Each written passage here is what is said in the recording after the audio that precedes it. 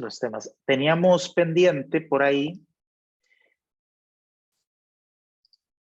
terminar el ejercicio de semáforos. Y voy a abrir entonces el archivo que estábamos utilizando. Se fue clase 7.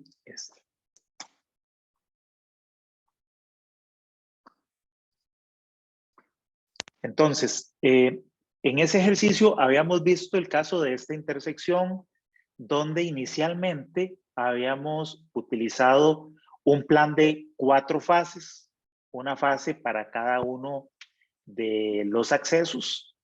Esto lo habíamos hecho así porque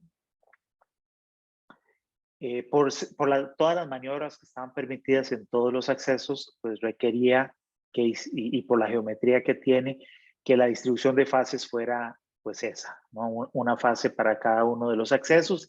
Lo que habíamos encontrado es que los volúmenes, las magnitudes y los tiempos ya asignados hacían que en el diseño del semáforo se requiriera un ciclo muy grande, por encima de 3.300 segundos, lo cual a todas luces era un tiempo exageradamente alto.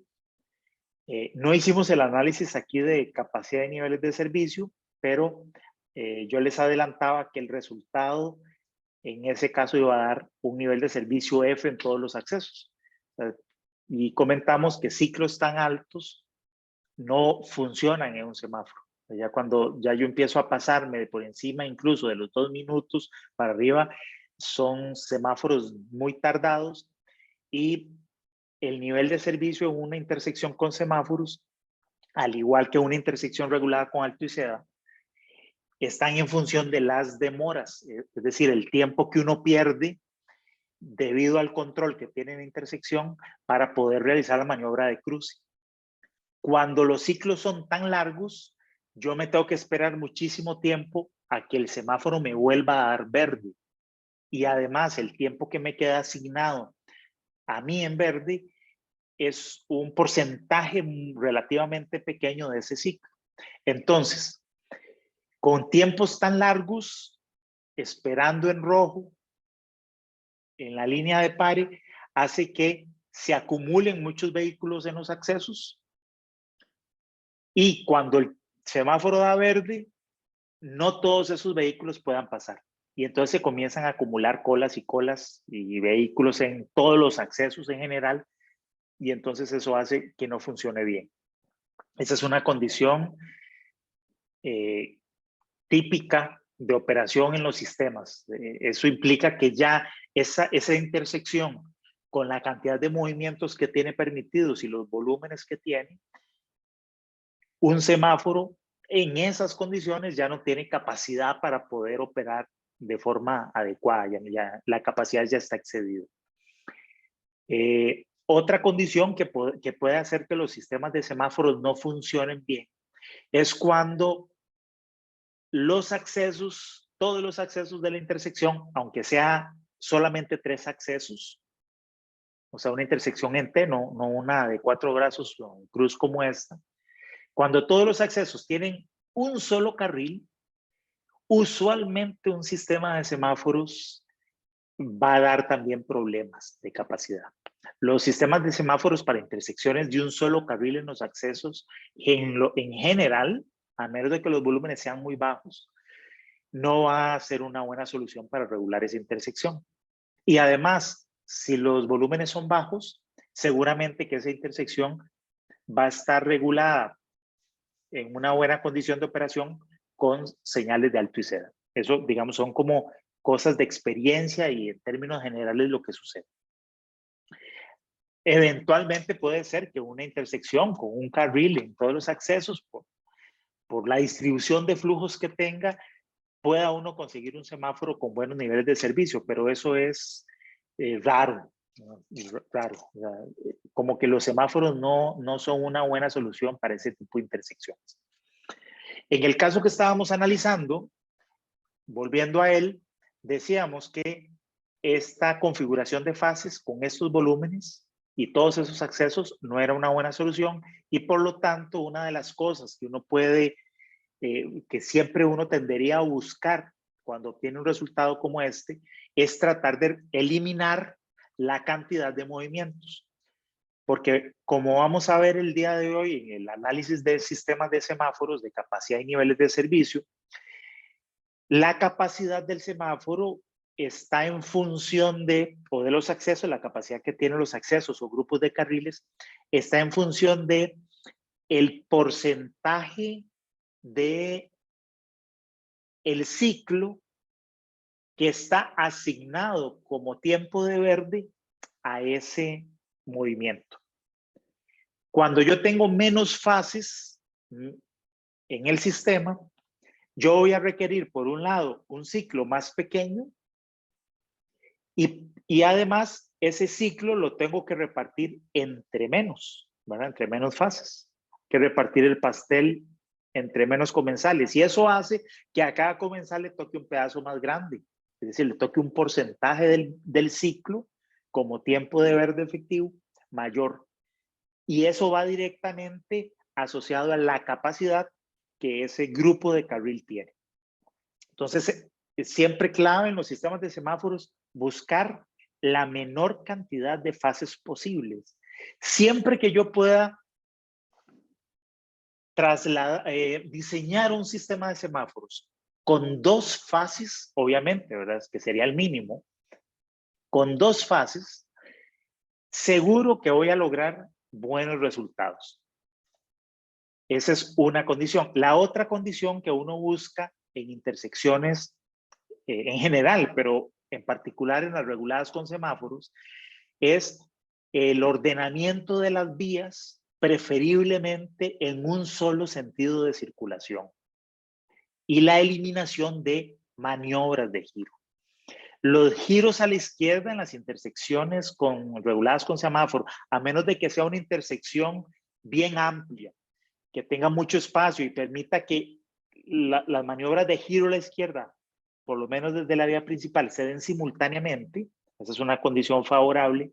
En general, uno debería buscar eliminar las maniobras de giro izquierdo. Hablo en particular de intersecciones con semáforo, pero en intersecciones con alto y seda también.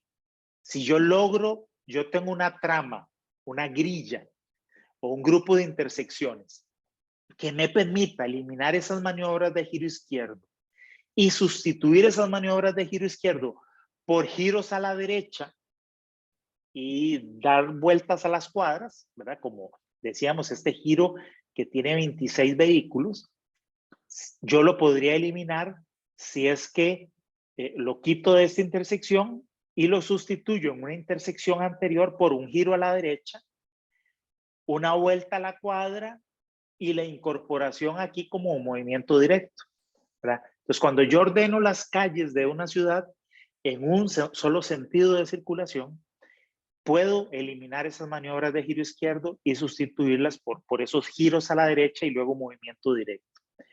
Eso es algo que favorece muchísimo a la operación de la intersección en términos funcionales. Requiero menos fases, es una intersección más sencilla, concentro los volúmenes o las maniobras en ciertos grupos de carril nada más, reduzco ciclos, incremento porcentajes de verde que están asignados a las maniobras, entonces todo eso suma de forma positiva en términos funcionales.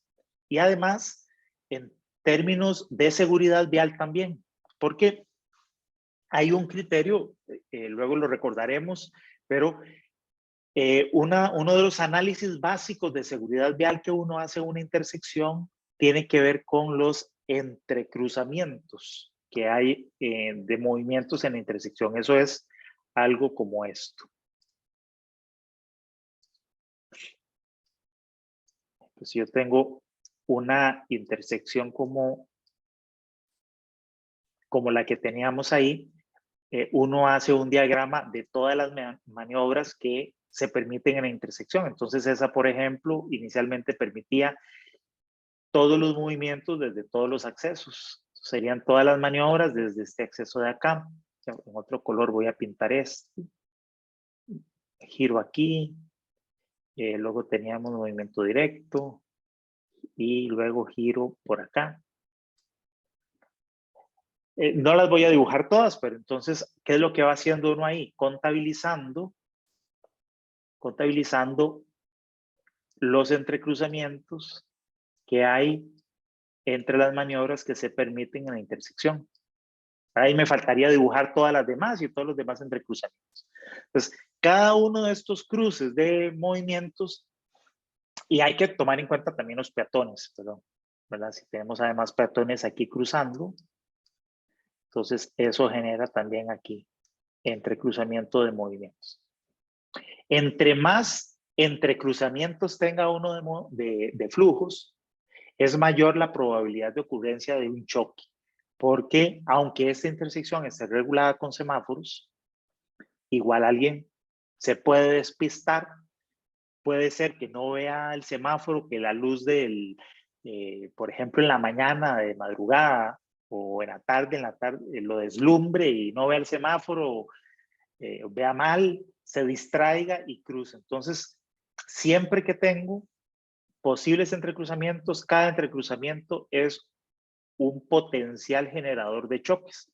Entonces, cuando yo ordeno las vías en un solo sentido de circulación, reduzco sustancialmente la cantidad de movimientos que se entrecruzan en la intersección. Y eso automáticamente es un impacto positivo sobre seguridad vial, porque reduce la potencial ocurrencia de choques, de atropellos, etc. Entonces, siempre esa es una medida que abona de forma importante a la funcionalidad de la intersección, así como a la seguridad vial. Entonces, para el caso de esta intersección, habíamos dicho que una alternativa era precisamente poner, en el caso de la vía secundaria, que por sí tenía un solo carril en cada uno de los accesos, poner esa vía en un solo sentido de circulación. Aquí yo proponía que fuera de sur a norte. En cada caso, pues habría que ver si es conveniente de sur a norte o de norte a sur, según la configuración, según hacia dónde se dirija esta calle, de dónde vienen los flujos, si hay otras alternativas para hacer las maniobras. Habría que ver cada caso en particular, pero bueno, suponiendo que fuera conveniente dejar el acceso sur habilitado con 2 carriles, todo con dirección norte, y el acceso norte eliminar estos movimientos y trasladar eso a alguna intersección cercana, digamos a la siguiente intersección, por ejemplo, aquí en la siguiente intersección al oeste.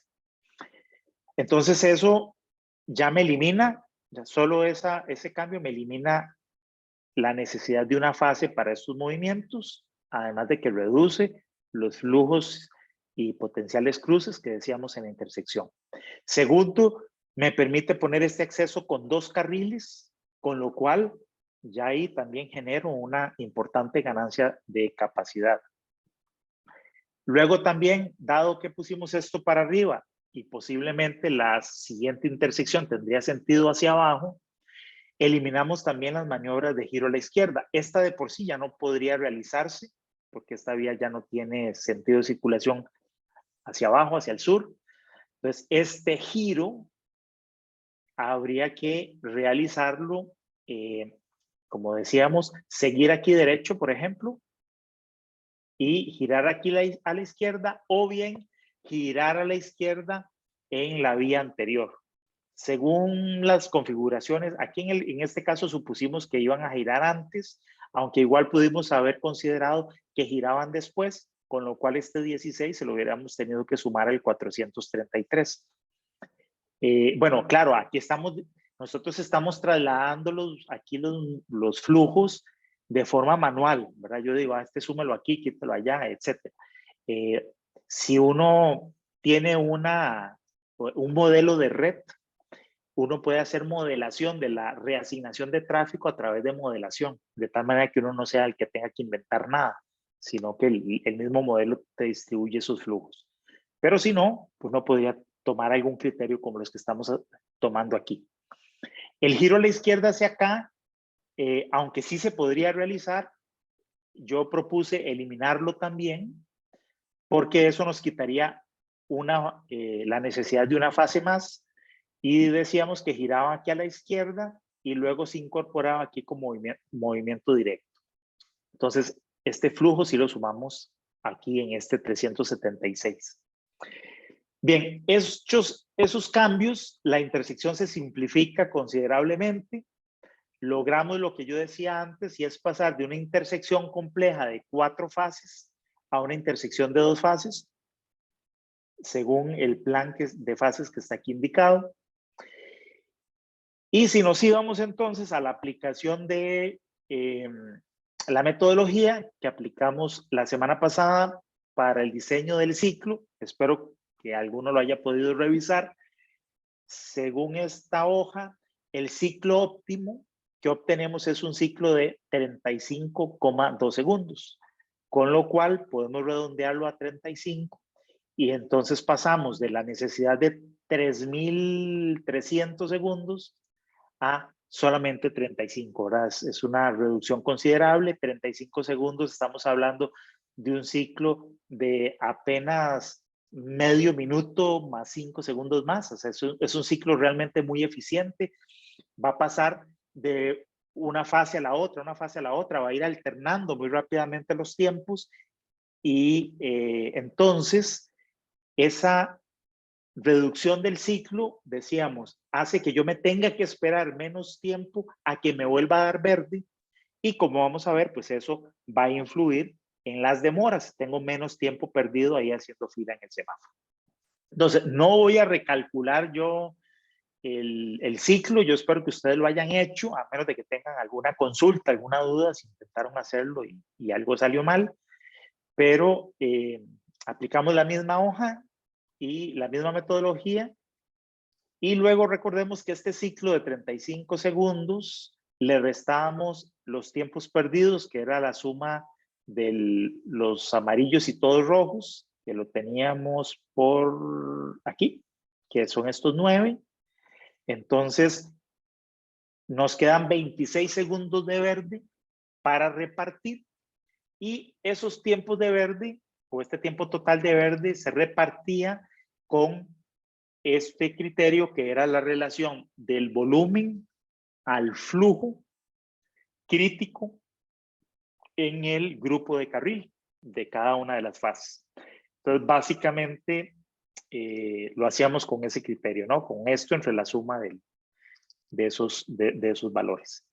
De tal manera que aquí nos queda un reparto de 17 segundos para la fase 1 de oeste a este, y de 8 segundos para el acceso secundario. ¿Ok? Bien. Hasta aquí esta parte, ¿alguna consulta o comentario?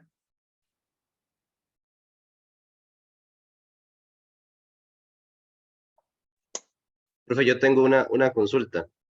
En intersecciones donde el flujo crítico es muy diferente para ambas vías, ¿se usa ese flujo particular para cada una o se tiende a hacer como un tipo de homologación en la intersección, o cómo se maneja? ¿Se maneja de manera independiente? A ver, digamos, lo que dices es si yo tengo, como en este caso, esta vía principal. Entonces lo que dices es si en esa vía tengo un volumen muy alto con respecto a el de la vía secundaria.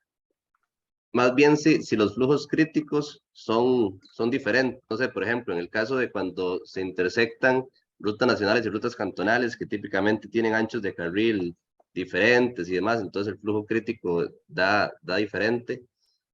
Simplemente se utiliza independientes para cada una de las vías, o hay que hacer algún tipo como de usar un solo flujo para toda la intersección.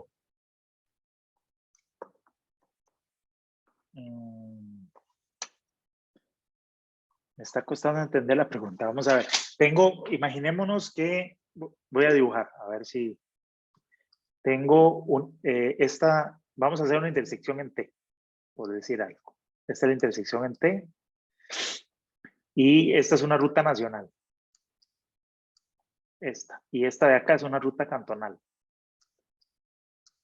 Entonces, vamos a suponer que aquí esta, por ser ruta nacional, tiene volúmenes que son altos relativamente.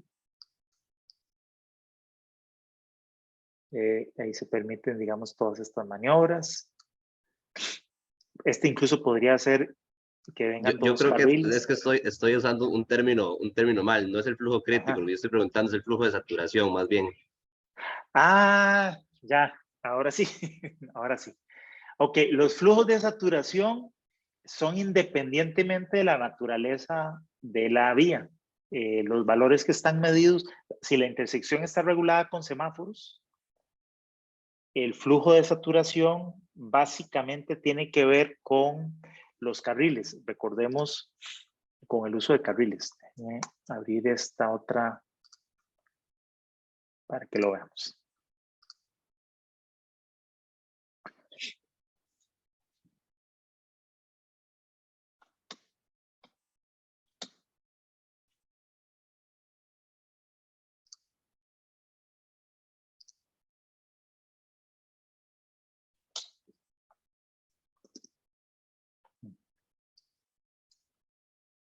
Entonces, en general los flujos de saturación que vamos a usar siempre en una intersección son estos 2000.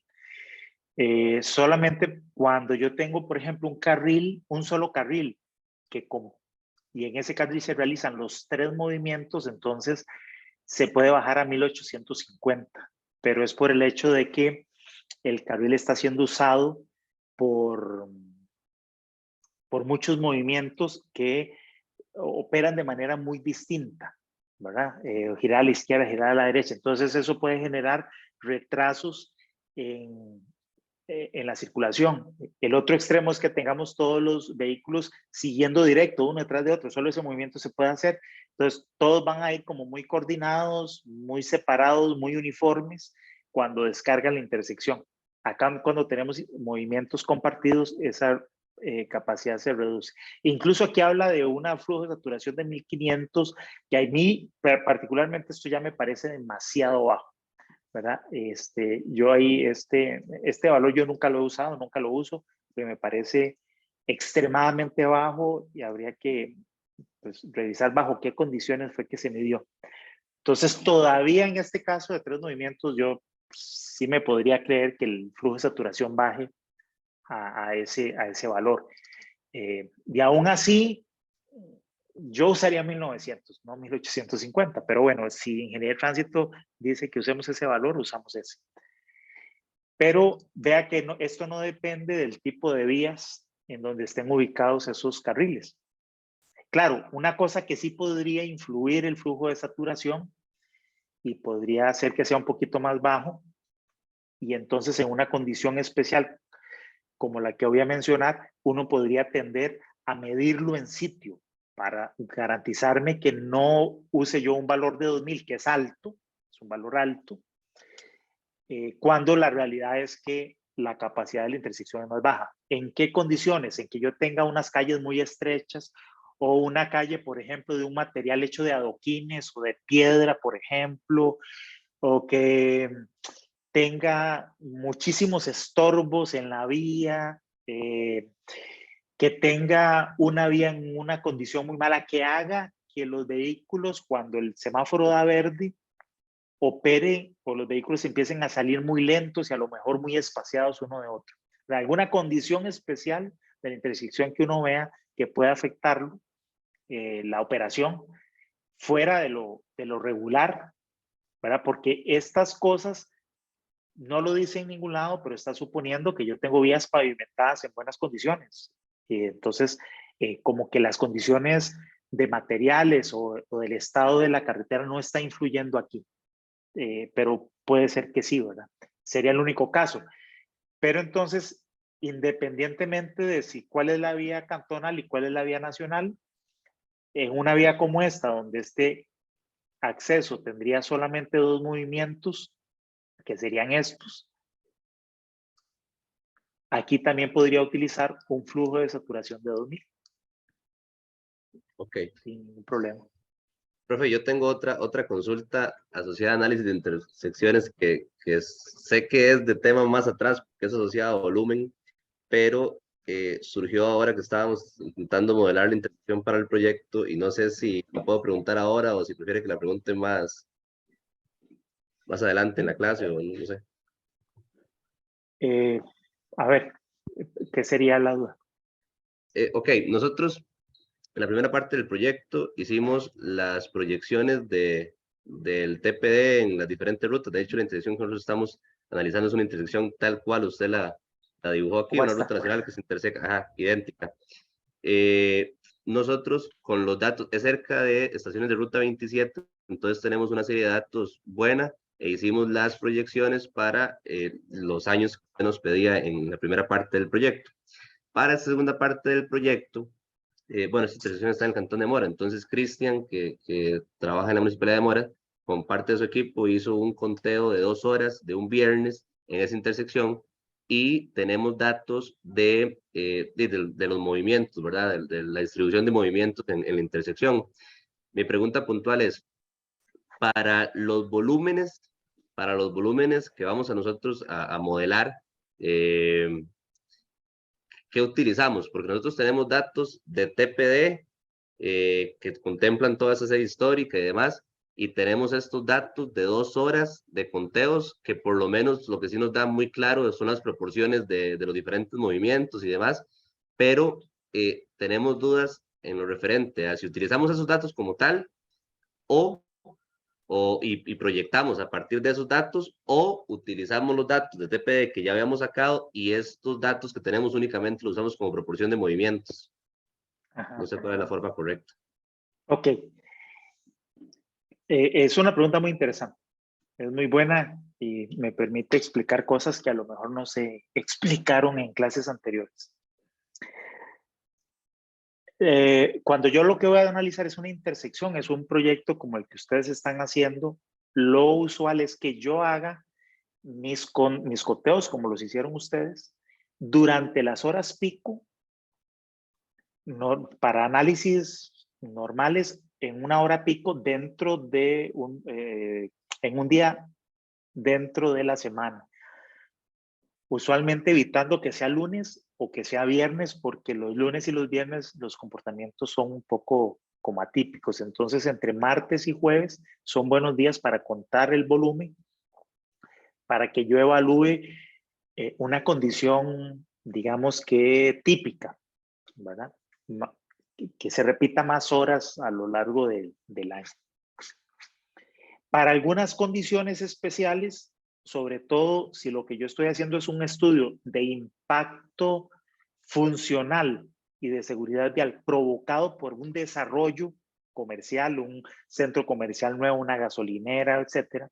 Entonces ahí Ingeniería de Tránsito pide que los conteos se hagan incluso en la mañana, mediodía y en la tarde, y que se utilice un día típico entre semana, incluso ahí podría ser viernes si el viernes es crítico para ese proyecto, y también el fin de semana, sobre todo cuando son proyectos comerciales, y podría tener un volumen muy importante durante los fines de semana.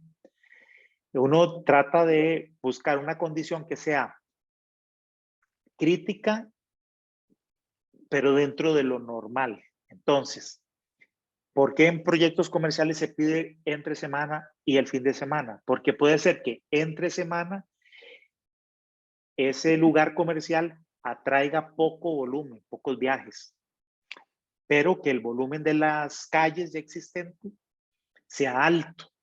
Entonces esa combinación de una atracción baja o moderada con volumen alto en la vía puede ser crítico. Pero también podría ser más bien crítico el fin de semana, cuando el volumen regular de las vías aledañas es bajo, pero por la actividad del sitio que voy a desarrollar, atrae mucho volumen el fin de semana. Entonces, ahí más bien, las vías tienen volumen bajo, pero la atracción o generación de viajes es alta. Entonces, no sabemos bien cuál de las dos condiciones va a tener un comportamiento crítico, o si yo tenga que hacer un diseño diferenciado, ¿verdad? Alguna condición especial. Entonces, por eso piden eso. Entonces, lo típico para intersecciones y análisis de este tipo de escala baja, en vías que existen o alguna intersección nueva que se va a generar por uno de estos proyectos es, repito, yo hago los conteos según las condiciones que acabo de mencionar, durante los periodos pico o durante los periodos que Ingeniería de Tránsito me indique, como en esta condición especial de fin de semana, entre semana, y es esos volúmenes contabilizados, bien ubicadas las horas pico, contados dentro de esa hora pico, clasificado y por movimientos, el que yo utilizo para hacer el análisis.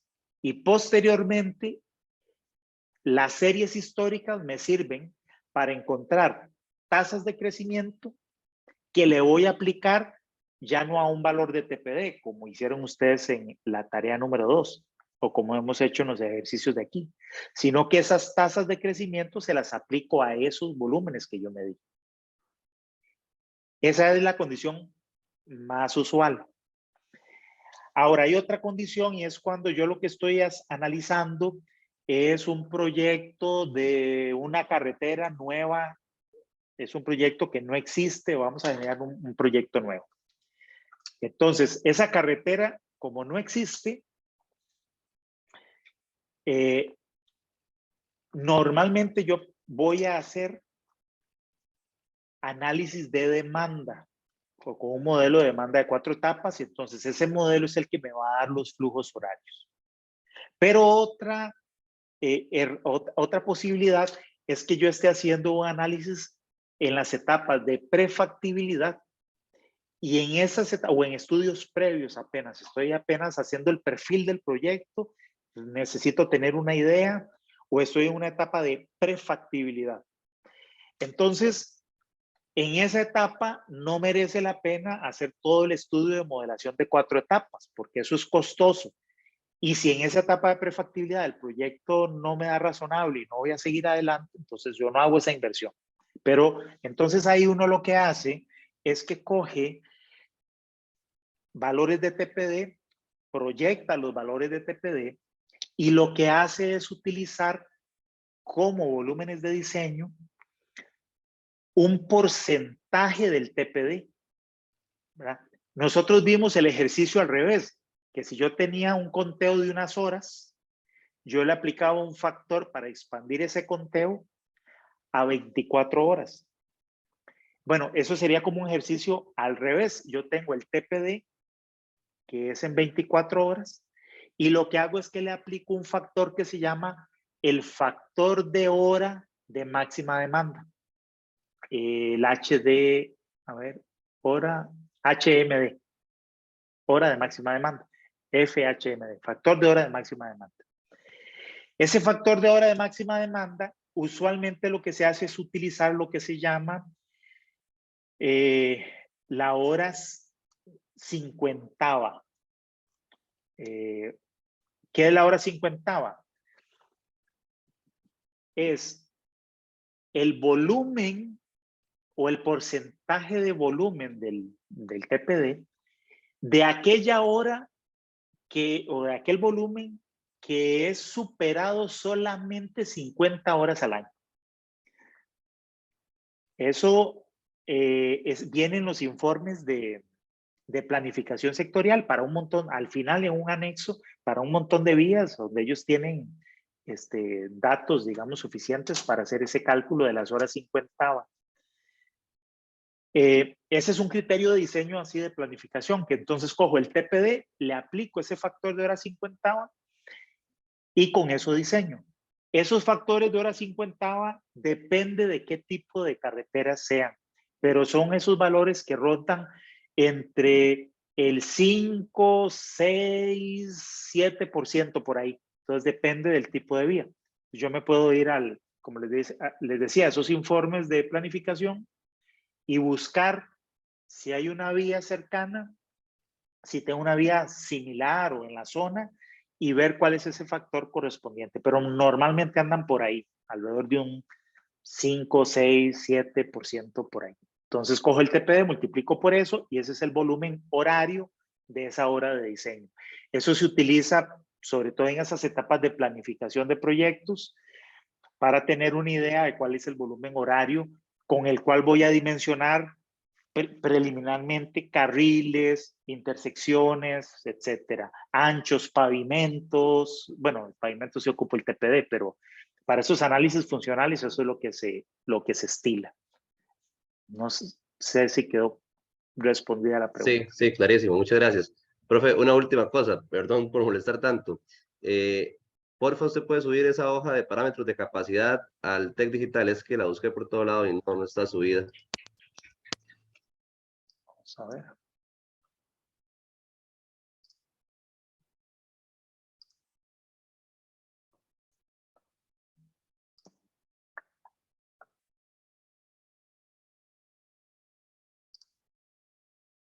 Vamos a subirlo aquí en esta carpeta de otros. Muchas gracias.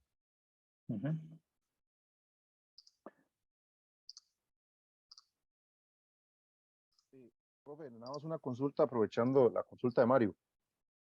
Para el caso de nosotros, de este mismo esquema que estamos viendo ahorita, la intersección, es la intersección de una ruta cantonal que sirve para el área industrial con una ruta nacional que sirve mucho de salida hacia San José de muchos otros cantones aparte de Mora. Nosotros sabemos que fin de semana el flujo es mucho menor porque es una zona industrial que casi no tiene movimiento y la gente viaja poco a San José a trabajar.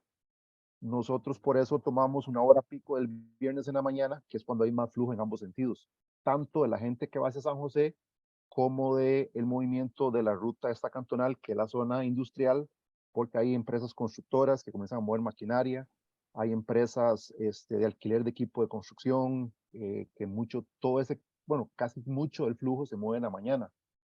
Entonces, por eso, al menos tomamos esa hora pico en la mañana y sobre todo un viernes, porque uno supone que esa va a ser como el peor escenario de todos, ¿verdad? Entonces, está bien en ese caso tomar esos datos que nos dieron a nosotros en ese día. Sí, sí, está bien. Sí, dependiendo de la dinámica y la naturaleza de los sitios puede cambiar. Lo usual, sobre todo en zonas más urbanas, es que uno mida entre semana, entre martes y jueves, pero antes se estilizaba y el ingeniero Francito pedía que se hicieran más bien mediciones los viernes, más o menos por el criterio que usted está diciendo, porque era un periodo crítico, entonces uno contaba viernes en la mañana y en la tarde. Entonces es un buen periodo o momento de flujos para analizarlo y están evaluando una condición crítica. Y en esos Okay. casos, profe, sería importante tal vez como hacer una nota en el proyecto Sí. de por qué se hizo a esa hora la medición. Sí, sí, eso sería bueno, esa justificación. Correcto, profe, gracias. ¿Alguna otra consulta? Igual es importante que ustedes consulten cosas así, puede ser del proyecto o dudas que tienen, porque finalmente lo que hacemos en el curso con los temas es más o menos guiar, ¿verdad? La formación, pero la idea más bien es ver cosas prácticas y dudas que ustedes tengan y las podamos resolver. Ok, si no, ahora hacemos otro periodo de preguntas. Vamos a seguir con esto para ver si avanzamos. ¿Qué nos hace falta? Estudiar el análisis funcional. Que ya vimos entonces cómo diseñar las fases y el reparto de esos tiempos del semáforo. Ahora lo que queremos es hacer un análisis funcional, determinar cuál es la capacidad y el nivel de servicio de la intersección. Entonces, vamos a utilizar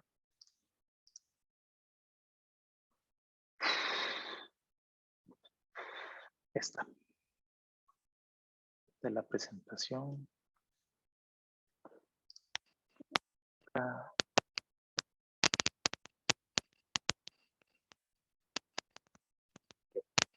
En esta presentación, a esto que es el análisis de capacidad y niveles de... Este es el capítulo 16 del manual del HCM. Como en todos los capítulos, hay un diagrama del proceso de análisis en este caso intersecciones con semáforo.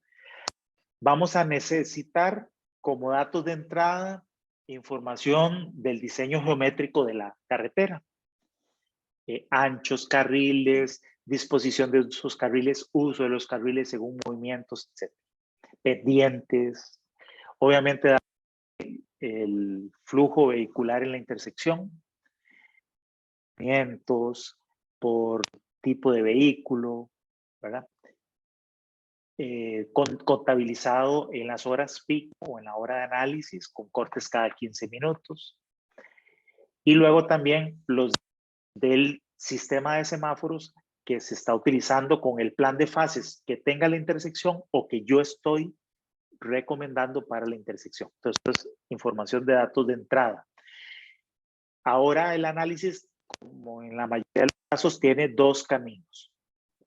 Por un lado, vamos a hacer un análisis de los grupos de carril. Es algo que de alguna manera ya tenemos adelantado en el diseño de los, porque ya definimos y agrupamos los carriles según los usos que están haciendo. Necesitamos aquí los datos y una serie ahí de ajustes, vamos a ver, unos ajustes por maniobras de giro para transformar estos flujos por carril al volumen que vamos a utilizar para los análisis de capacidad. Por otro lado, el otro camino es el del flujo de saturación. Ya tenemos unos flujos de saturación teóricos de partida, que son esos valores de 2000 vehículos equivalentes por hora, vehículos libres equivalentes por hora por carril. Y entonces, ese flujo de saturación lo vamos a transformar a un flujo de saturación real o ajustado a las condiciones geométricas y particulares de la intersección, porque ese es un suponiendo condiciones ideales de operación. Entonces, hay una serie de factores que van a ajustar ese flujo y vamos con eso a obtener entonces el flujo real. Bueno, no real, o el flujo ajustado a las condiciones típicas de la intersección. Ese flujo de saturación, recordemos que a lo que corresponde es a la tasa con la cual los vehículos en principio van a poder realizar su maniobra en su carril, ¿verdad? Su maniobra de ya sea movimientos directos o directos y giros a la derecha, si son carriles compartidos, pero es la velocidad o la tasa a la cual los vehículos van a funcionar cuando el semáforo le dé verde. El flujo de saturación está íntimamente relacionado con la capacidad de la intersección. Vamos a ver que la capacidad de la intersección no es otra cosa más que ese flujo de saturación. Vean que el flujo de saturación tiene unidades de vehículos equivalentes por hora por carril. Son vehículos por hora. Es una tasa por hora. No podría ser la capacidad porque nosotros en una hora no tenemos todo el tiempo disponible para realizar esa maniobra en particular, sino que lo que tiene el grupo de carril o maniobra es un porcentaje del verde. Perdón, sí, un porcentaje del verde total.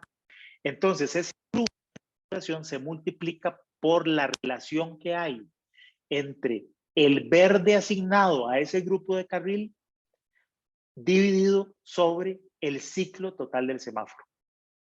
Entonces, ese verde sobre el ciclo multiplicado por la saturación ajustada es lo que me da la capacidad de la intersección.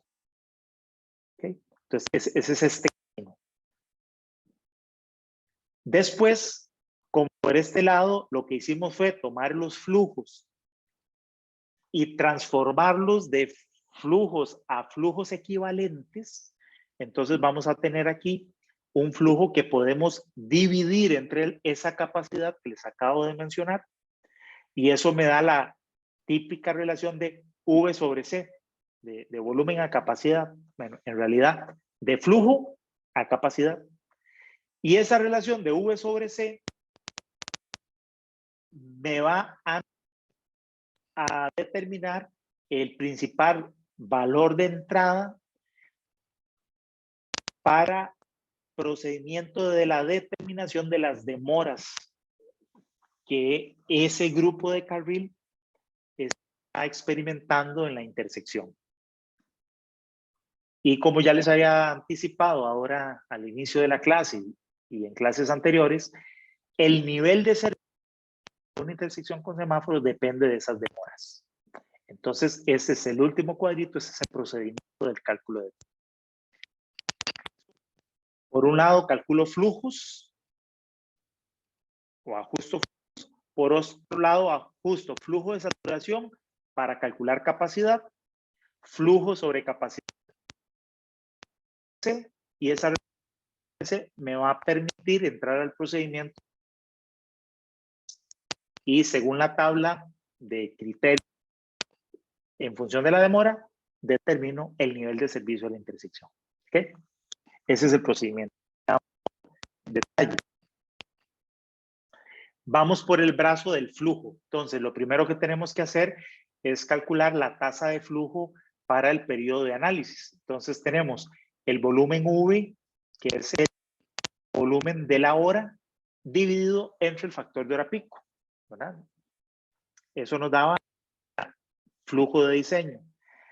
Además, en algunos casos dice que cuando el giro al ojo a este flujo también le aplicamos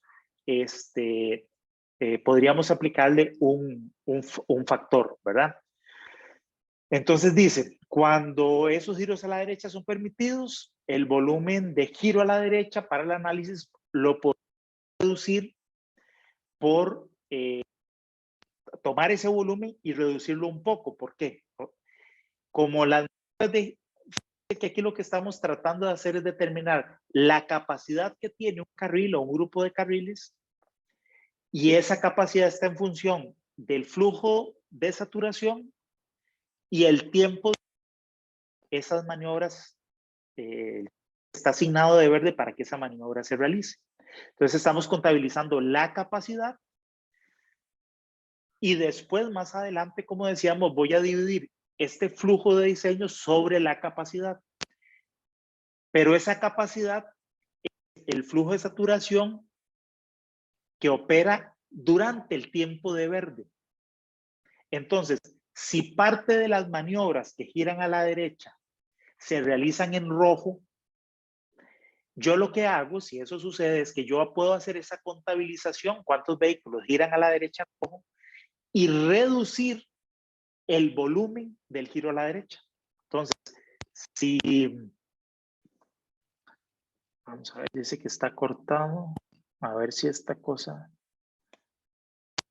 No, en principio no está sucediendo lo de la vez pasada porque el teléfono lo tengo en modo avión. Si se escucha así cortado, si se sigue escuchando, me avisan para entonces cambiar y usar el micrófono normal de la computadora.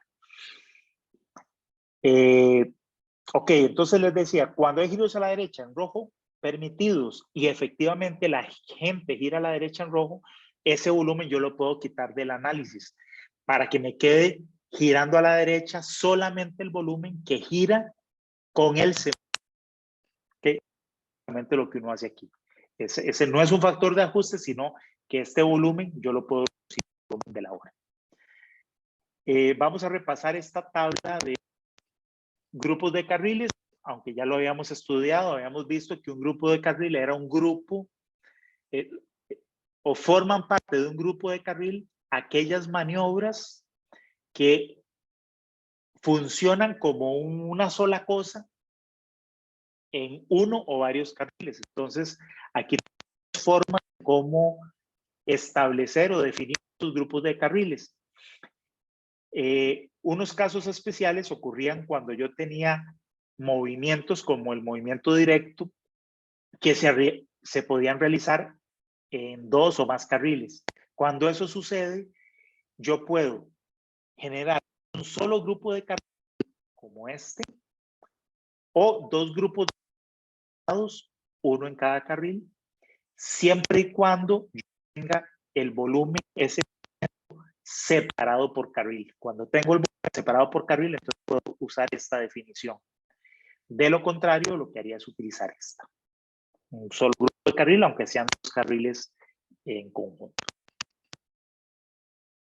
Entonces, de ver cuáles son los volúmenes que tengo que sumar en esta mayúscula.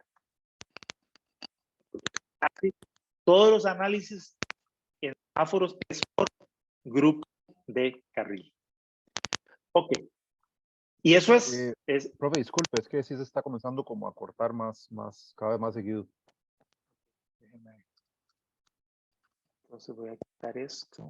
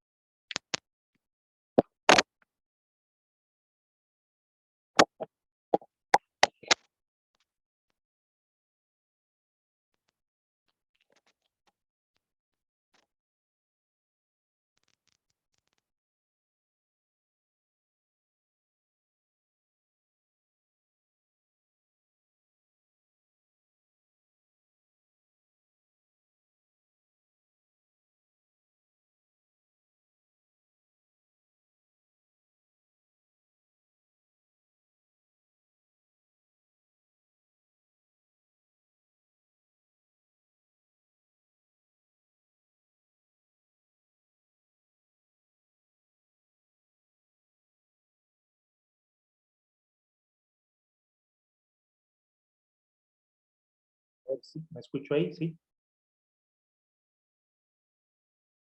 Sí, ahí se escucha, profesor. Perfecto. Listo, entonces vamos a continuar. Entonces, con eso se concluiría esa rama. Realmente es muy sencilla. La determinación de los flujos por grupo de carril. Entonces, básicamente son los volúmenes horarios de todas aquellas maniobras que forman parte del grupo de carril, es V, entre el factor de hora pico. No hay mucho más que hacer, eso es todo. En el caso particular de maniobras de giro a la derecha, donde una buena proporción de esos giros a la derecha se realizan como movimientos permitidos en rojo, yo puedo contabilizar eso y reducir ese volumen a los que quedan solamente girando a la derecha durante el tiempo de verde. Y ese es el volumen que sumo en V para el grupo de carril que corresponde. Eso es para efectos de ser quisquilloso, digamos, y ser un poco más preciso. Ahora, si yo quiero estar del lado de la seguridad, yo puedo hacer un análisis con todo el volumen de giro a la derecha, sin eliminar los que giran a la derecha, no. Eso va a ser más conservador. Pero bueno, depende de lo que uno, la información que tenga disponible y según la forma en que quiera hacer ese análisis. Pero sí es permitido eliminar los que giran a la derecha. Ya, con eso acabaríamos lo que es flujo de diseño. Ahora vamos por el lado de la capacidad, entonces tengo que ajustar el flujo de saturación. Flujo de saturación ajustado a las condiciones de la intersección es este valor S, que parte de S sub 0. S sub 0 es el flujo de saturación teórico, ideal, base. Para nuestro caso, 2000 vehículos por hora por carril. ¿Okay? Entonces, ese flujo de saturación que tenemos se multiplica por la cantidad de carriles que forman parte del grupo de carril que estoy estudiando, 1, 2 o 3, o más podría ser.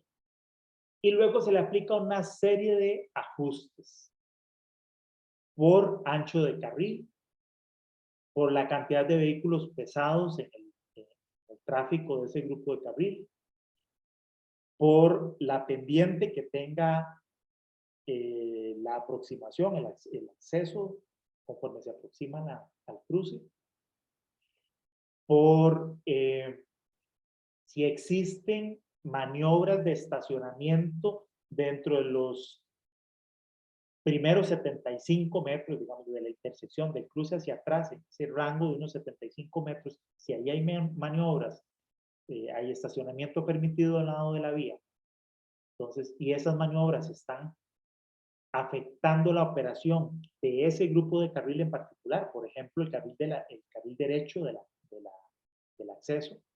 Entonces, aplicamos un factor de ajuste. Lo mismo si lo que tenemos es una parada de buses que esté ubicada en esos primeros 75 metros, ¿verdad? Del cruce hacia atrás, aguas arriba. Hay una parada de buses y esa parada de buses bloquea la operación de ese grupo de carril, entonces le aplicamos un ajuste. Obviamente, si no es así, no lo hacemos. Luego también hay un factor de ajuste dependiendo si esa es una intersección que está ubicada en el centro de la ciudad, lo que se llama, los gringos le llaman ¿cómo se llama? El área central de negocios, ¿verdad?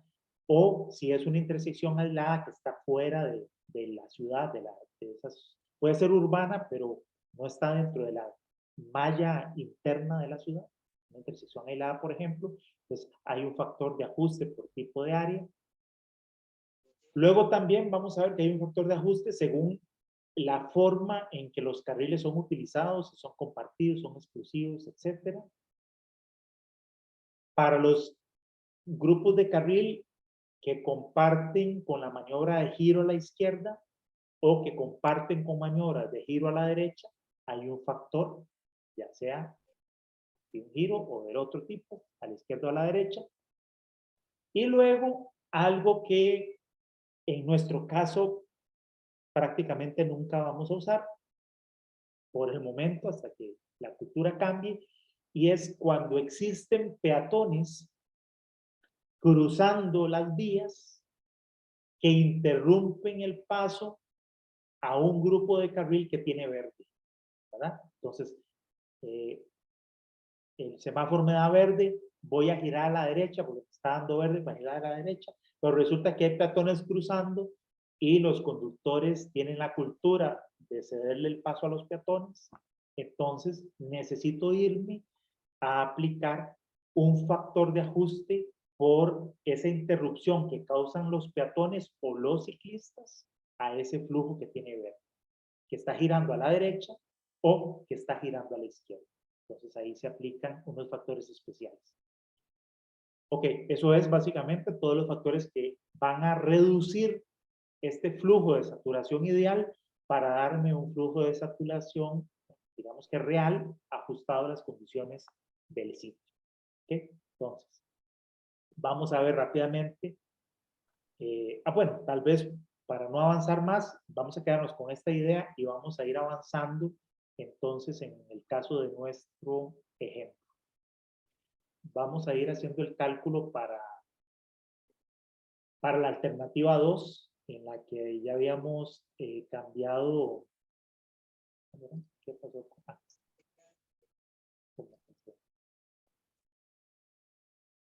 ya, apareció la expresión. El que habíamos hecho todos estos cambios. En esta intersección, con los cambios que de las modificaciones que hicimos, nos va a quedar en el acceso oeste un grupo de carril en el cual solamente tenemos movimientos directos.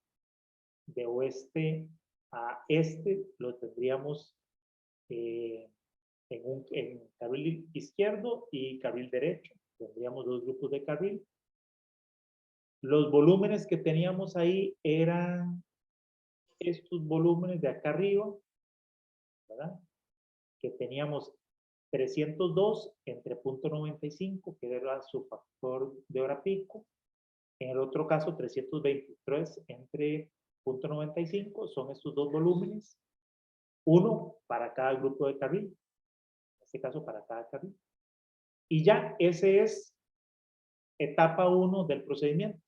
Hacer el volumen entre factor de hora pico, básicamente. Lo mismo hacemos con el resto de los accesos. En el acceso este nos quedaría también dos grupos de carriles, este y este, el carril derecho y el carril izquierdo, y lo mismo es volumen entre el factor de hora pico. El acceso sur lo mismo, es el volumen total. Aquí habíamos dicho que íbamos a hacer Me parece que un solo grupo de carril para todo el acceso, porque no teníamos cómo dividir este 376. Otro criterio, bueno, este 300, más bien este 402. Otro criterio podría ser separar este 402, la mitad en un carril y la mitad en otro, suponiendo que se van a distribuir de la misma forma, y hacer dos grupos de carril por separado. Ese sería el primer paso. Ahora vamos a iniciar este análisis de flujo de saturación. Entonces partiríamos de unos valores de flujo de saturación de 2.000 vehículos y le aplicaríamos todos estos factores. Esta tabla 16.7 dice cómo se calculan esos factores. El primero, que es por ancho de carril, utiliza esta fórmula donde W es el ancho de carril. Fíjense que cuando el ancho es el ancho ideal de 3,6, este numerador daría 0 y entonces el factor sería 1. Como esos factores van multiplicando, eso quiere decir que si el ancho de la vía es de 3,6, entonces el ancho del carril no afecta el flujo de saturación. Cuando tengo anchos menores, esta resta va a dar negativa, con lo cual el factor va a ser menor. ¿Entonces qué? ¿Perdón? No, negro. No sé.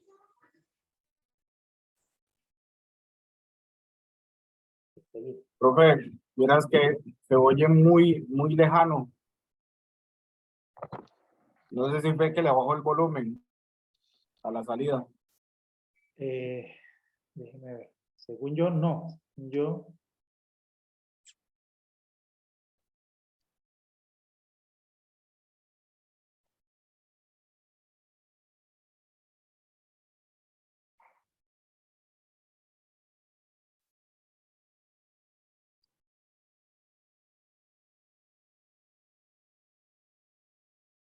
A ver, 1, 2, 3.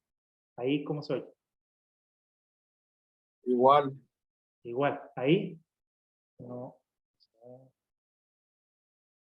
1, 2, 3.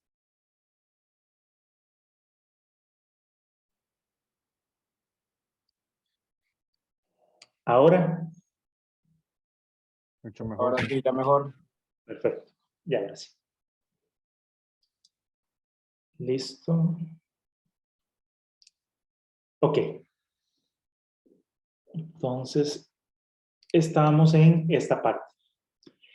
Voy a ver rápidamente esto para que no nos quite mucho tiempo el cálculo de estos factores. En términos generales, estos factores lo que hacen es reducir el flujo de saturación. Hay condiciones ideales que harían que estos factores sean 1, es decir, que no afectan. En el ancho de carril, el ancho ideal es 3,6. Cualquier carril menor de 3,6, entonces haría que el factor sea menor que 1.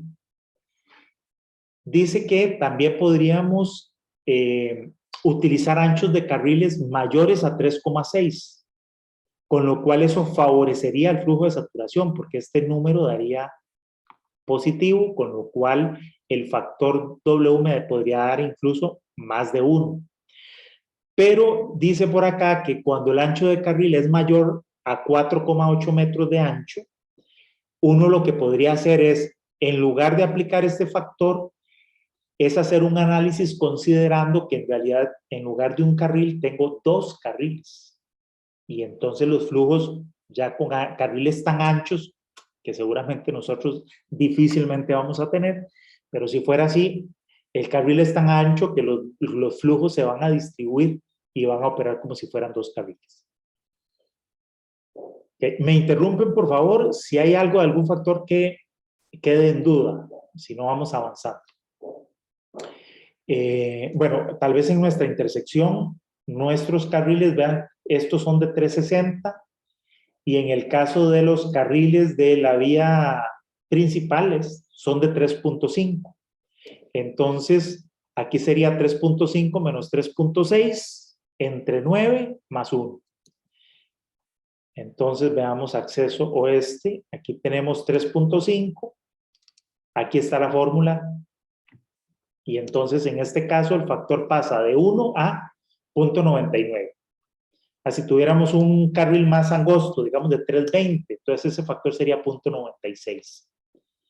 Si fuera, como decía ahí, digamos un carril ancho de 4 metros, entonces más bien eso lo que hace es aumentar el flujo de saturación, un 4%. En nuestro caso es de 3,5. Fíjense que en el caso del acceso sur, los carriles son de 360 y en ese caso entonces esto da 0 y el factor queda igual a 1, que es lo que tenemos en este caso aquí. Ese es el primer factor. Luego tenemos vehículos pesados. Es el factor de vehículos pesados típico de 100 entre 100 más el porcentaje de pesados o 1 sobre 1 más. Pero nada más recordemos que si aquí yo uso 100 y aquí 100, como está en la fórmula, este porcentaje de pesados, si el porcentaje de pesados es 8%, entonces aquí uso 8. Lo usual es que este factor uno lo calcule como 1 sobre 1 más. Entonces ahí tendría que expresar el porcentaje más bien en formato decimal. Entonces sería 0,09. Por el factor de equivalencia de vehículos pesados a vehículos livianos, que recuerden que era un valor que oscilaba entre 1,5, 1,7, 2 más o menos por ahí. Vamos a ver ahora tablas donde viene eso. Y luego tenemos el factor por pendiente. El factor de pendiente básicamente dice que es la pendiente expresada también como porcentaje, no como decimal, sino como porcentaje. Si tengo una pendiente del 3%, entonces aquí pongo 3. 3 dividido entre 200. Ok, vamos con esos factores y déjenme ver si... voy a pasarme aquí un poquito. Ok, ahí está. Se quedará ahí. Entonces me voy a ir a la tabla nuestra. Entonces tenemos aquí, en nuestro caso creo que nuestra intersección decía que todos los vehículos eran... no, sí teníamos camiones y buses, déjenme ver. Y habíamos considerado un factor de equivalencia de 2. Entonces, el factor de vehículos pesados, me parece que me faltó aquí incluirlo. Sí, miren, aquí me lo brinqué, pero habría que incluirlo, que es este cálculo, ¿verdad? Tomen ahí nota porque la hojita le hace falta esto, ¿no? Este factor de vehículos pesados. Habría que calcularlo, incluirlo. Luego el porcentaje dependiente. En nuestro caso teníamos que el acceso... A ver.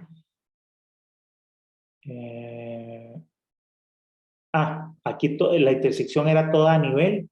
Entonces la pendiente era 0 y por lo tanto el factor de pendiente es igual a 1. No hay modificación. Luego tenemos el factor por afectación por estacionamiento, cuando tengo parqueos a los lados de la vía. Entonces, aquí yo tengo que determinar esas maniobras de estacionamiento a qué grupo de carril afecta. Típicamente va a afectar al carril de la derecha. Entonces, al carril de la derecha o a los carriles que están más cerca de esos estacionamientos. Si yo tengo una intersección con 2 o más carriles, en el carril de la derecha a la par hay maniobras de estacionamiento porque hay parqueo ahí a lo largo de la vía. Definitivamente, esas maniobras de estacionamiento van a afectar a ese carril derecho. Yo le aplicaría este factor solamente al carril de la derecha y en ese caso n sería igual a 1 porque es solo un carril el que estoy afectando. Pero ¿qué pasa si en mi definición de grupos de carriles, el carril de la derecha y el siguiente carril, digamos el del centro, ambos forman parte de un mismo grupo de carril? Entonces ahí yo tendría que aplicarle ese factor al grupo, se le aplica, perdón, al grupo de carril completo. Entonces ahí N sería 2. ¿Okay? ¿Qué es NM? NM es la cantidad de maniobras de estacionamiento por hora. ¿Cuántos vehículos por hora ingresan o salen de la zona de estacionamiento? Esto normalmente se utiliza para valores de maniobras que anden en el rango entre 0 y 180, ¿verdad? En caso contrario, FP, digamos, FP siempre me tiene que dar mayor o igual a 0,05. Entonces, si yo tengo muchísimas maniobras, esto me va a dar como resultado un valor que es menor a 0,05. Y por lo tanto, no se utilizan esos valores, digamos. El valor más pequeño de FP es 0,05. Ya menos que eso no se usa. Si en mi intersección, como es en el caso de nuestro ejemplo, no tengo maniobras de estacionamiento que estén afectando la operación de la intersección, entonces ese factor va a ser 1. ¿Okay? Que es el caso de nuestro ejemplo. Entonces, como ven ustedes aquí, en FP, todo aparece en 1. Lo mismo ocurre cuando tengo bloqueos por maniobras de una parada de buses. Entonces, esta es la fórmula. Pasa lo mismo con N. Típicamente N va a ser 1 porque me va a afectar solamente el carril de la derecha. Pero si ese carril de la derecha forma un solo grupo de carril con el carril de en medio, o el que tiene a la izquierda, entonces N sería 2 o inclusive más, ¿verdad? Si el grupo de carril está definido para varios carriles. NB, de la misma manera que opera arriba, es la cantidad de buses por hora, la cantidad de maniobras de estación, de pare que hacen buses ahí, que llegan ahí a la intersección, que llegan ahí a la parada por hora. También esa cantidad está acotada entre 0 y 250. Con valores mayores, ese factor me podría dar menos de 0.55, lo cual no se utiliza. El valor mínimo de ese factor es 0.55. Entonces son límites que hay que tener cuidado. En nuestra intersección no tenemos buses tampoco. Entonces ese factor sería 1. Ok, el factor por tipo de área. Si la intersección es una intersección con semáforos que está dentro del centro de la ciudad, de la zona, como los que los gringos le llaman el Central Business District, digamos, el distrito central de negocios de la ciudad, el corazón de la ciudad, esa zona urbana, podemos usar un factor entonces de 0.9. En cualquier otra zona donde no tenga tanto movimiento de peatones y esa operación que es mucho más congestionada en los centros de las ciudades, intersecciones con semáforo que estamos usando de forma aislada fuera de esa zona, entonces el factor es 1. Aquí vamos a suponer que esta intersección está metida ahí en el centro de la ciudad, entonces vamos a usar 0.9, ese valor que está ahí. Luego, el factor por utilización del carril.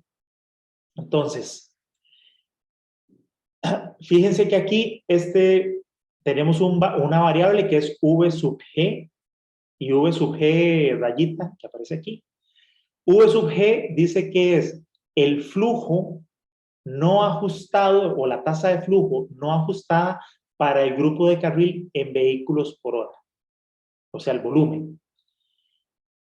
Y el V sub G rayita es también la tasa de flujo sin ajustar de ese carril dentro del grupo de carril con el volumen más alto. ¿Qué es esto? En nuestro ejemplo, la mayoría de los grupos de carriles tienen un solo carril, nada más. Pero a veces tenemos grupos de carril conformados por 2, 3 o digamos más carriles incluso. Entonces, este ajuste se aplica para tomar en consideración que la proporción o la distribución del volumen en esos 2 o 3 carriles que forman parte de ese grupo de carril, esa distribución de volumen no es homogénea, no es que está repartido por igual en todos. Entonces, lo que se hace es coger el volumen total del grupo de carril, ese es VG, y se divide entre el volumen del carril que tiene el volumen más alto de los 2 o 3 carriles que forman parte de ese grupo de carril, multiplicado por la cantidad de carriles que forman parte de ese grupo de carril. Entonces, veamos. Digamos, en el caso de nuestra intersección, vamos a hacer esto más chiquito. Vamos a este que es FLU. Está por acá. Aquí. FLU. Vean que en el caso del acceso oeste y el acceso este, definimos un grupo de carril para cada carril. Este carril es un grupo, este carril es otro grupo. Este carril es un grupo y este carril es otro grupo. Como los grupos de carriles tienen un solo carril, entonces en este caso no hacemos ajuste por utilización de carriles. Ese factor se utiliza solamente cuando yo defino un solo grupo de carril conformado por varios carriles. Ese sí sería el caso de nuestro acceso sur, porque ahí dijimos, estos 2 carriles van a conformar un solo grupo de carril. Entonces nos vamos al acceso sur, que es este. Entonces, vamos a ver, aquí estamos suponiendo, vamos a ver cómo está la distribución, acceso sur. Ah, ya, aquí está. Estamos suponiendo que aquí se distribuye de la siguiente manera. Vamos a ver, aquí pusimos que en el carril derecho se van a realizar,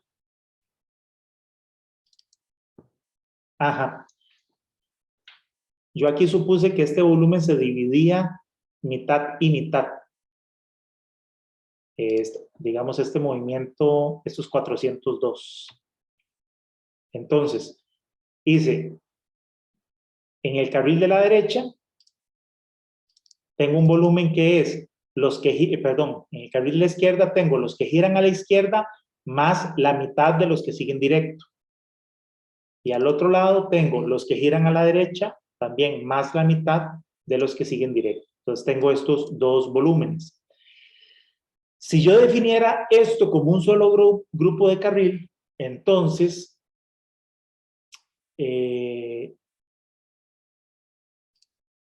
aquí el valor de VG,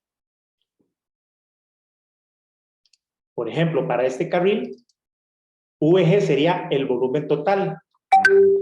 Y VG' sería de los volúmenes que están compartiendo ese carril, ¿cuál es el volumen máximo que comparte ese carril? Entonces, el grupo de carril de la izquierda está siendo utilizado por una maniobra de 44 y una maniobra de 423. El máximo de estos 2, que sería 423, es el valor que corresponde al valor de VG, este de acá. VG rayita. ¿Okay?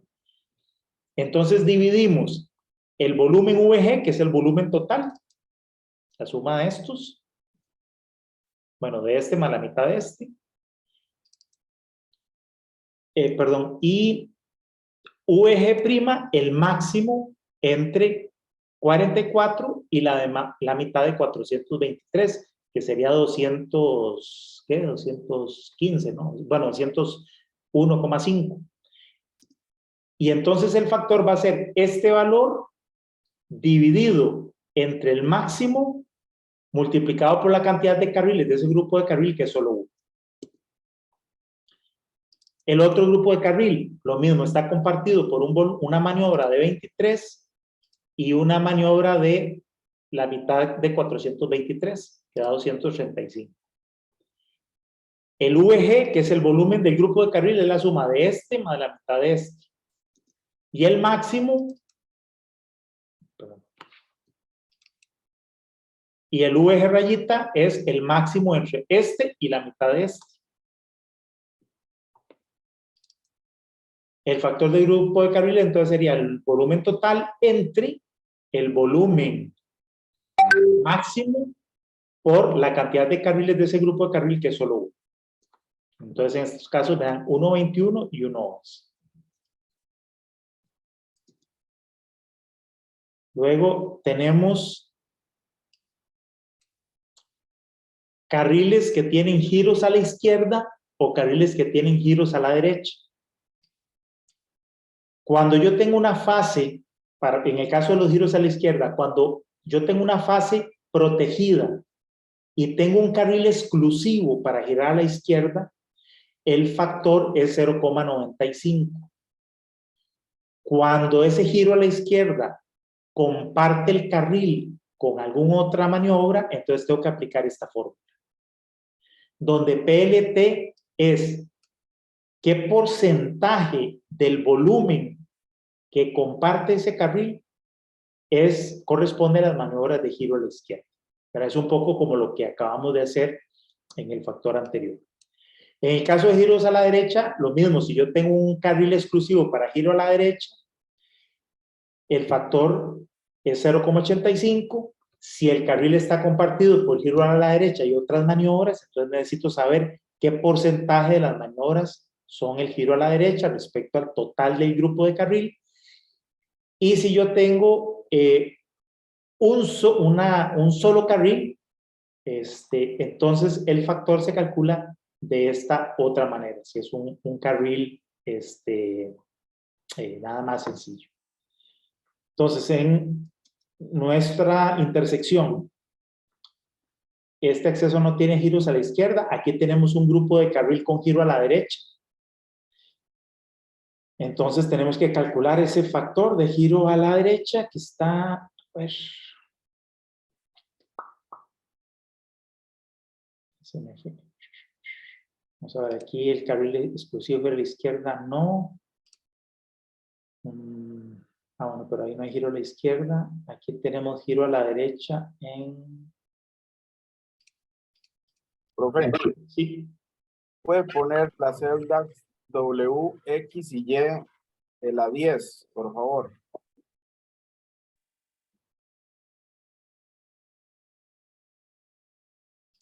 Aquí. Están en 0 todas. Sí, porque en la intersección, en esta, habíamos dicho que íbamos a dejar esta vía solo con vía para arriba. Entonces, ya no vamos a tener estos volúmenes de aquí. Y decíamos que esos volúmenes se trasladarían a la intersección siguiente. Ok, gracias. Ajá, por eso. Aquí básicamente no tenemos acceso norte. Tenemos solamente acceso sur. ¿Okay? Bueno, vamos a ver. Bueno, entonces les decía, nada más como a manera de ejemplo, este es el acceso este. Vamos a ver este acceso de acá. Vamos a ver este grupo de carril que está compartido por el movimiento directo y el giro a la derecha. Entonces vamos a aplicarle a este grupo de carril el factor de ajuste de giro a la derecha. Entonces acceso este, aquí. Entonces, bueno, aquí la fórmula está un poco compleja, pero básicamente aquí tenemos la condición de que el grupo de carril es un carril compartido, ¿verdad? Tenemos un carril compartido que comparte la maniobra de giro a la derecha. Entonces, estaríamos en esta condición, carril compartido. 1 menos 0.15 por el porcentaje, la proporción que son los giros a la derecha en ese carril. Entonces, 1 menos 0.15, acceso este sería aquí, Entonces, esta fórmula sería, voy a calcularla aquí para comprobar, sería 1 menos 0,15 multiplicado por la proporción de los que giran a la derecha en ese carril, que sería 37, a ver,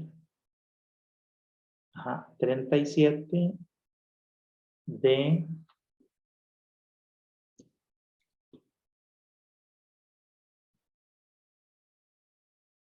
este total. A ver. Ajá.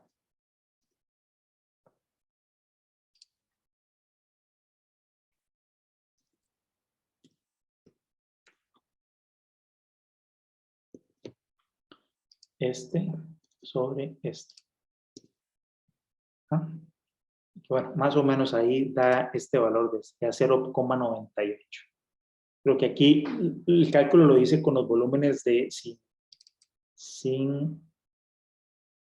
con estos de aquí, que es lo mismo, 50 entre 624, abajo lo hice con los que ya tenían factor de la pi. Pero digamos es lo mismo, sería 1 menos 0.15 por los que giran a la derecha con respecto al total de volumen de ese carril. Sí. Y ese sería el factor de ajuste de giro a la derecha. En este caso del acceso sur, aquí tenemos un solo carril, digamos, compartido por también las maniobras de giro a la derecha y giro a la izquierda. Entonces aplicaríamos igual estos factores. Bueno, una vez que uno tiene todos esos factores de ajuste, entonces hace este producto, flujo de saturación por cantidad de carriles, por todos los factores de ajuste. Eso más o menos se hace aquí, ¿no? Entonces aquí tendríamos, por ejemplo, es el Q3, que era el flujo de saturación de 2000, multiplicado por la cantidad de carriles en el grupo de carril y todos los factores de ajuste que vimos, factor por el ancho de carriles, por pendiente, por tipo de población, por maniobras de buses, maniobras de estacionamiento, giros a la derecha, giros a la izquierda, etc. Se multiplican todos los factores y eso lo que nos da es este valor S, que es el flujo de saturación de cada uno de los grupos de carril. ¿Alguna duda?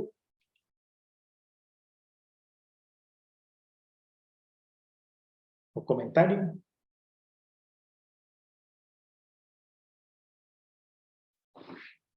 Continuamos. Ok.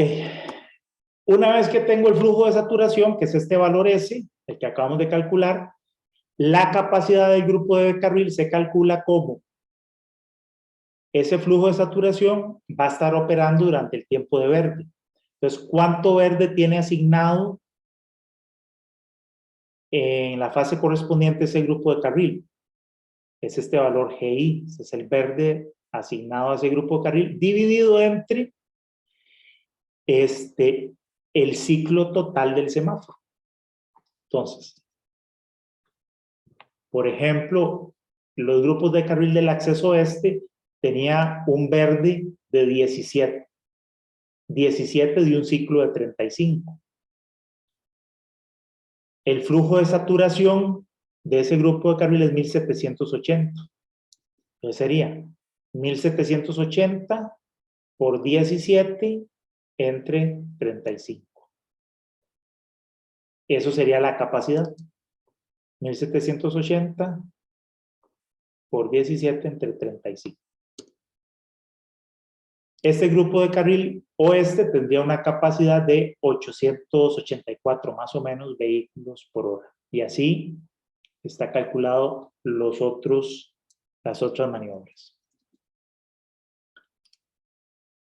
Una vez que tengo la capacidad del grupo de carril, entonces yo podría, por ejemplo, determinar la relación de volumen a capacidad de ese grupo de carril que no es otra cosa que el volumen que habíamos determinado antes. Bueno, puede ser esta fórmula o esta, multiplicado por el ciclo, dividido entre el flujo de saturación, entre el verde. Entonces, esta es la relación de V sobre C, ¿verdad? O que eso es equivalente, si ustedes se fijan, en realidad, fíjense que en realidad esto de acá, estas fórmulas, eso si uno tuviera estos términos independientemente, pero una vez que yo tengo calculado esto finalmente es la capacidad del grupo de carril. Entonces nada más dividiré el volumen, ¿verdad? El volumen sobre la capacidad de ese grupo de carril, es lo que estamos haciendo aquí. Entonces tengo el volumen del grupo de carril, en este caso 318, entre su capacidad. La relación de V sobre C. Bueno, así lo calculo en todas estas líneas. Y ahora uno puede calcular el valor crítico de V sobre C de la intersección, que es este X sub C. Eso se calcula sumando todas las relaciones de V sobre S, volumen a flujo de saturación, de todos los grupos de carriles críticos. Recordemos que el grupo de carril crítico corresponde a aquel grupo que tiene la relación de V sobre S, perdón, más alta de todos los grupos de carril que comparten una misma fase. Eso es lo que se conoce como el grupo de carril crítico. Entonces, yo tengo dos fases. Para cada fase se permiten varios movimientos que pertenecen a grupos de carril distinto.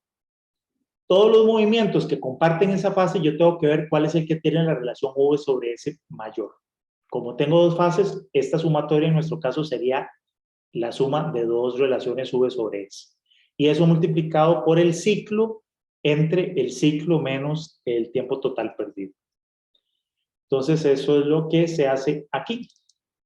Entonces, fíjense que aquí estoy tomando, bueno, esta suma de V sobre S, fíjense que calculé la relación de, bueno, aquí dice V sobre C, pero eso en realidad es lo mismo, esa relación de V sobre C, y marco para la fase 1, que es el que tiene el valor más alto, y para la fase 2, este otro que tiene la relación más alta. Lo sumo, y esa suma multiplicado por el ciclo entre el ciclo menos el tiempo total perdido. Entonces, eso me da este valor de el X crítico. Ok, después de eso, paso a el análisis de las demoras. Estas demoras son los tiempos perdidos y en función de esa demora se va a definir el nivel de servicio de cada una de las maniobras de la intersección.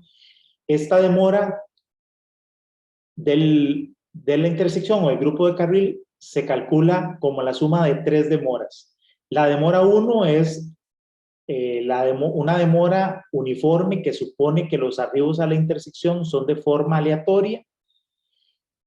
Eso hay que ajustarlo por un factor que toma en consideración cuál es el tipo de arribo de los vehículos a la intersección, si realmente llegan en pelotón o si llegan de forma aleatoria. Entonces hay distintos tipos de arribo. Eso me va a determinar este factor para ajustar esa demora. La demora 2 es una demora que se llama incremental, que toma en cuenta el efecto de sobresaturación que se puede producir, colas de sobresaturación que se producen en la intersección. Y la demora número 3 es una demora que también pocas veces se calcula porque toma en cuenta todos los análisis anteriores. Estas demoras suponen que la intersección cuando empieza a funcionar está más o menos vacía y no hay remanentes de colas de periodos anteriores.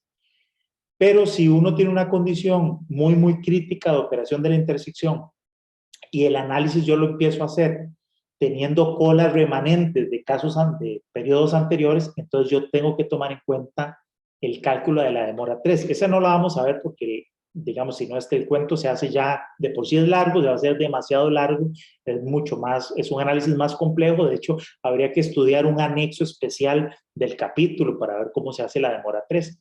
En general uno calcula demora 1, demora 2 y hace esta suma. La demora 1 utiliza esta fórmula, ¿verdad? Donde aquí entran a operar el ciclo del semáforo, que es C, la relación del verde efectivo al ciclo para el grupo de carril que estoy analizando y la relación V sobre C de ese grupo de carril, ¿verdad? Entonces, bueno, todos estos datos ya los calculamos, los metemos ahí, eso nos da la demora número 1, la cual hay que multiplicarla por este factor de ajuste, que es un factor de progresión. Para hacer el cuento rápido de este FP, bueno, de este factor de ajuste PF, nos vamos a ir directamente a esta tabla que ya tiene los valores típicos resumidos. El PF se calcula con esta fórmula, en la cual les decía, la demora 1 supone que los arribos a la intersección son de forma aleatoria, ¿verdad? Eso ocurre cuando yo tengo una intersección aislada, no forma parte de un sistema de semáforos de la ciudad. Pero si ese semáforo forma parte de un corredor lleno de intersecciones con semáforo, entonces los volúmenes a la intersección seguramente van a llegar en forma de pelotones.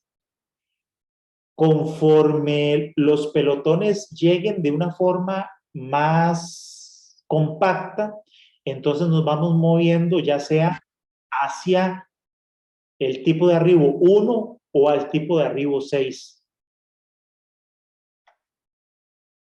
Según el tipo de arribo, vamos a tener este factor FPA que ingresa aquí en la fórmula, y este valor de P se calcula como RP por G sobre C, donde RP también serían estos valores que están en esta tabla.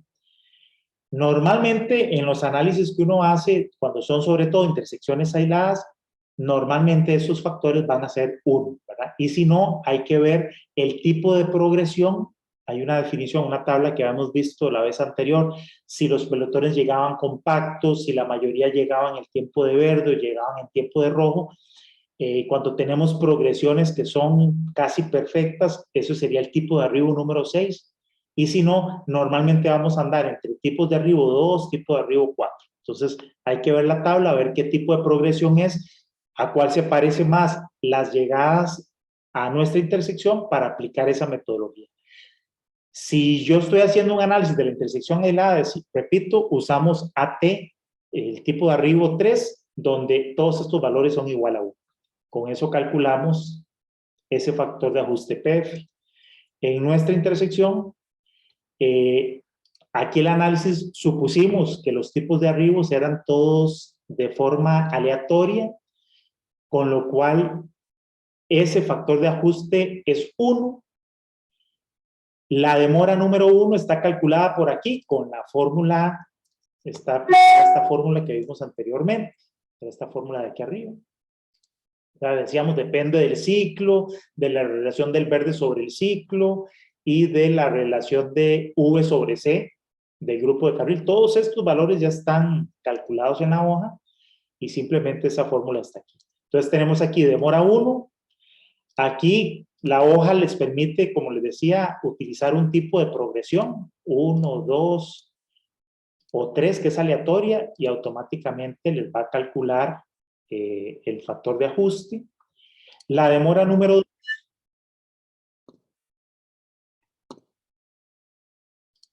Vamos a ver. La demora número 2.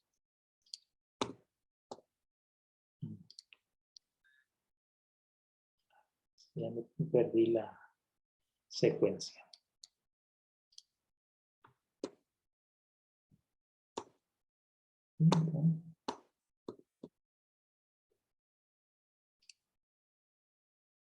Ahí está. La demora número 2, que es la demora incremental, utiliza esta fórmula de acá. Los parámetros que utiliza son el parámetro T, que depende de cuál es el periodo de análisis. Normalmente nosotros, recuerden que usamos un periodo de 15 minutos, porque se usa el factor de hora pico, de 15, calculado con 15 minutos críticos. Entonces, el periodo T, ¿verdad? Según la hora sería, si es una hora es 1, en nuestro caso que es de 15 minutos es 0.25. X es la relación de V sobre C del grupo de carril, que es un valor que ya también calculamos anteriormente. Luego tenemos un factor K, que es un factor incremental de la demora. Y también tenemos un factor L, que toma en cuenta si los volúmenes que están llegando a la intersección están filtrados por lo que se llama un metering, un semáforo que está aguas arriba, que permite que los volúmenes lleguen a la intersección en grupitos y no lleguen de forma aleatoria. Y básicamente, de acá entonces lo único que tenemos que ver son esos factores K y L. Esos factores de K y L los tenemos acá. El factor K de lo que depende es del tipo de control que utiliza, que controla las fases del semáforo. Habíamos hablado de que los controles típicos de los semáforos son controles predeterminados. Es decir, cada una de las fases ya tiene un tiempo fijo establecido. Cuando eso es así, el factor del parámetro K es 0.5.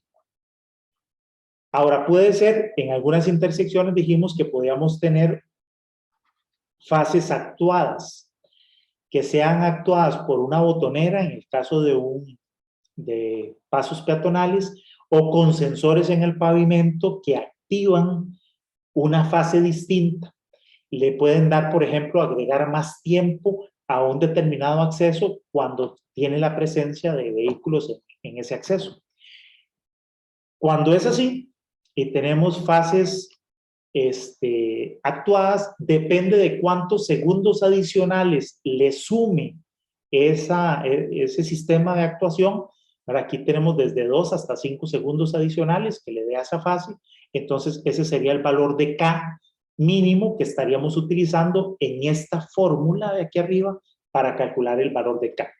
Bueno, en nuestra intersección, en nuestro ejemplo, todas son fases no actuadas, son tiempos ya predeterminados y por lo tanto el factor de K es de 0.5. Ese valor de 0.5 es el que va aquí en esta forma. ¿Okay? Y después nos falta, ok, bueno, con eso calcularíamos esta demora número 2, ¿verdad? Es la fórmula que tenemos ahí incorporada. Esta sería la demora total, que era la demora 1 multiplicada por el factor de ajuste más la demora número 2. Y en función de esta demora, el manual de capacidad tiene este conjunto de criterios para definir el nivel de servicio. Las demoras de menos de 10 son A, entre 10 y 20 son B, etc. Entonces, aquí de acuerdo con ese valor de demora, obtenemos los niveles de servicio de cada uno de los grupos de carril. En este caso nos están dando A y B.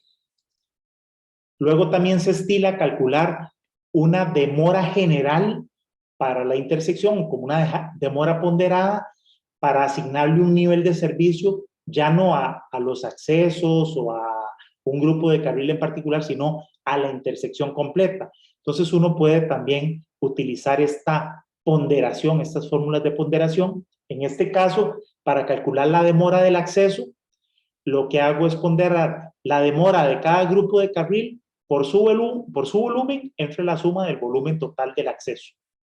Eso me da una demora ponderada y uso los mismos criterios para establecer el nivel de servicio del acceso. Y luego puedo ponderar las demoras de los accesos por los volúmenes de los accesos entre el volumen total y eso darme una demora ponderada de la intersección y luego lo mismo, utilizo el mismo criterio para asignarle un nivel de servicio a la intersección. Entonces, en definitiva, en una intersección con semáforos, yo voy a tener niveles de servicio por grupo de carril, por acceso y para la intersección completa. Ok, esta fue un maratón. Yo sé que esta parte es cansada porque es demasiado detalle en las intersecciones con semáforo. Por supuesto que no pretendo que todo haya quedado súper claro, pero por lo menos el proceso de análisis y que les permita luego ustedes ya ver en detalle el manual y bueno, y revisar el ejemplo para que ustedes puedan sacar dudas de esto. ¿Qué nos faltó de intersecciones con semáforo? Ver los efectos, como les decía, de intersecciones que están en grupo. Eso genera una demora adicional, un análisis adicional por colas, por ejemplo, remanentes que están al inicio del periodo de análisis. Eso no lo vamos a ver, porque ya, como les digo, eso se volvería ya maratónico. Entonces, en caso de que se requiera, ustedes lo pueden revisar, y si no, de todas maneras, el software que viene para los análisis de semáforos toma en consideración todos esos efectos. Por lo general, creo que cubrimos bastante bien todo el procedimiento de capacidad y niveles de semáforos. Resumen de este análisis: la capacidad de los semáforos depende del flujo de saturación, el cual se ajusta por una serie de factores. La capacidad de cada grupo de carril no es otra cosa más que esa saturación, ese flujo de saturación ajustado, multiplicado por la relación de el verde sobre el ciclo. Eso me da la capacidad. El volumen como flujo de diseño, es decir, el volumen entre el factor de hora pico, dividido entre esa capacidad, me da la relación de V sobre C de ese grupo de carril. Y como vimos, la mayoría de los cálculos de demoras dependen de esa relación de V sobre C. Demora depende de V sobre C, y en función de la demora y bajo estos criterios se define el nivel de servicio de la intersección. Espero que con este resumen final, fuera del nivel de detalle, que es mucho, quede más claro este procedimiento. Cosas importantes o conceptuales que quedan de aquí. La capacidad depende del flujo de saturación, depende de varias condiciones, pero esa capacidad finalmente es ese flujo de saturación entre el verde sobre el ciclo. Ese detalle de que es el flujo de saturación sobre el verde sobre el ciclo ya me dice cosas que hablamos al inicio de la clase. Entre más grande sea el ciclo, menos capacidad tengo. Ciclos más pequeños generan mayores capacidades. Entre menos fases tenga, el ciclo lo tengo que repartir entre menos fases. Por lo tanto, la proporción de verde sobre ciclo es mayor y por lo tanto la capacidad es mayor.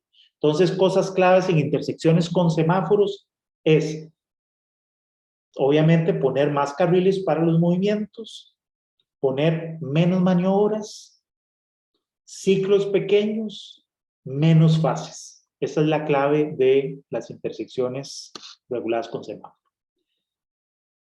Bien, creo que ya estamos a tiempo para hacer un corte, un break aquí a la mitad, para ya cambiar completamente de tema en la segunda parte de la clase.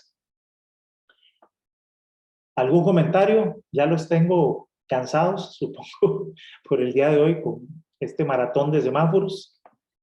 ¿Comentarios, dudas? Y si no, nos podemos ir a el break de medio tiempo.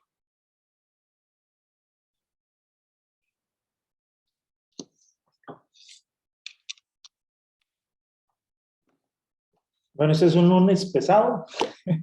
Hasta ya los tengo todos calladitos, o sea, ya están bien casados. Así que entonces nos vamos al break y nos vemos en 20 minutos. Regresamos aquí a 20 minutos, ya serían las 8, ¿no?